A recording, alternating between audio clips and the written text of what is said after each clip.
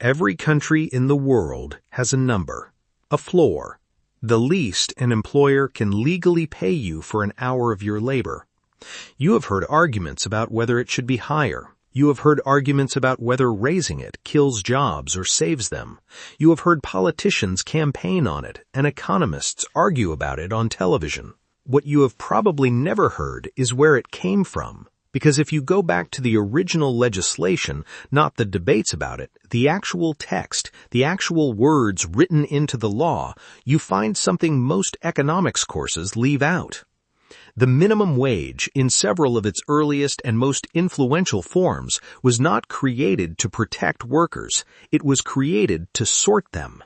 And the people who built it said so. Australia, 1907, a landmark court case called the Harvester Judgement. Justice Henry Bourne Higgins is asked to define what a fair wage actually looks like. He calculates it carefully, based on the cost of living for a man, his wife, and 3 children. A white man, a white family. Aboriginal and non-white workers are not included in the framework. Not because anyone forgot, because the framework was built around a worker it had already decided to picture. United States, 1938. Franklin Roosevelt signs the Fair Labor Standards Act. It creates the first federal minimum wage in American history, a landmark moment in labor law. It also contains 2 quiet exemptions: domestic workers, not covered; agricultural laborers, not covered. In 1938, in the American South, those 2 categories accounted for the overwhelming majority of black workers in the country. Roosevelt needed Southern Democratic senators to pass the bill. Their price was those exemptions. That is not an inference. It is documented in the congressional record. The senators stated their reasoning. The exemptions were written in. Here is the part that should stop you. Some of those exemptions are still in the United States Code today. This is not history, it is infrastructure.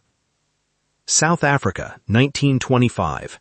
If the American example feels too politically complicated, go here.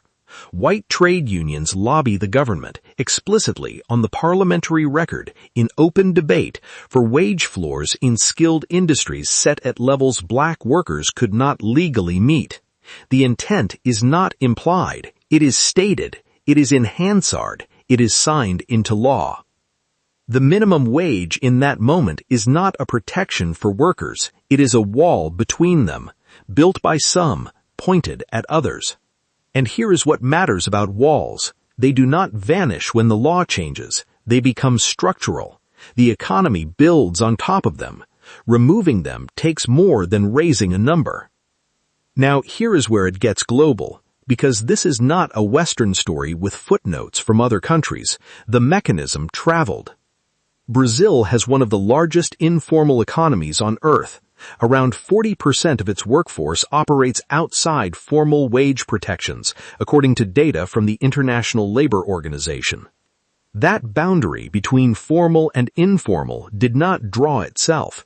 It was drawn around certain kinds of work and certain kinds of workers, and it has reproduced inequality across generations. India's informal sector covers roughly 90% of the workforce. Wage floors that exist on paper stop at the edge of formal employment. Caste-linked wage suppression in informal labor markets is documented, persistent, and current.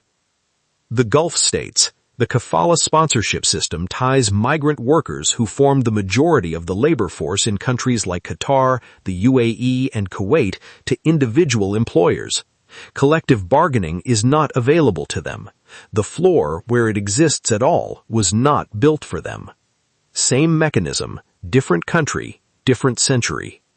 The floor is defined, and then a category of worker is placed beneath it. If you have made it this far, notice something. We have not told you what to do yet. That is deliberate, because this conversation usually jumps to solutions before you have felt the full weight of what the problem actually is. We are not doing that. So what actually works? Raising the number is not enough on its own. A higher floor with the same exemptions built into it produces a higher floor with the same people standing beneath it. What closes the gap more effectively is sectoral bargaining, setting wages across an entire industry, covering every employer in that sector so that categorical exemptions have nowhere to hide.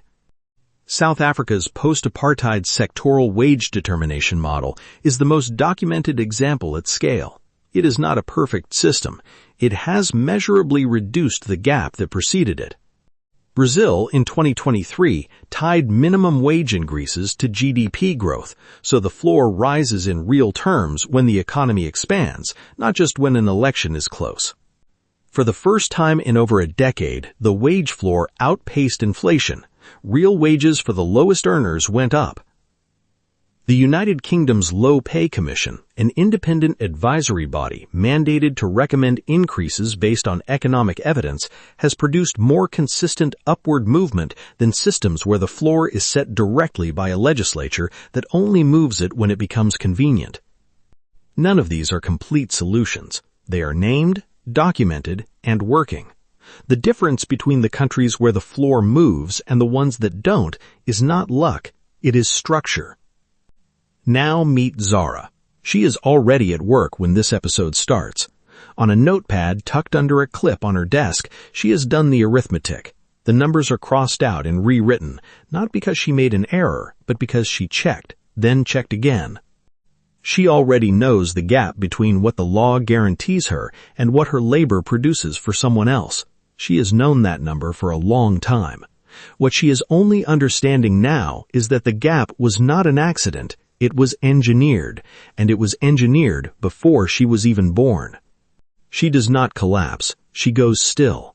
The particular stillness of someone whose suspicion has just become a fact.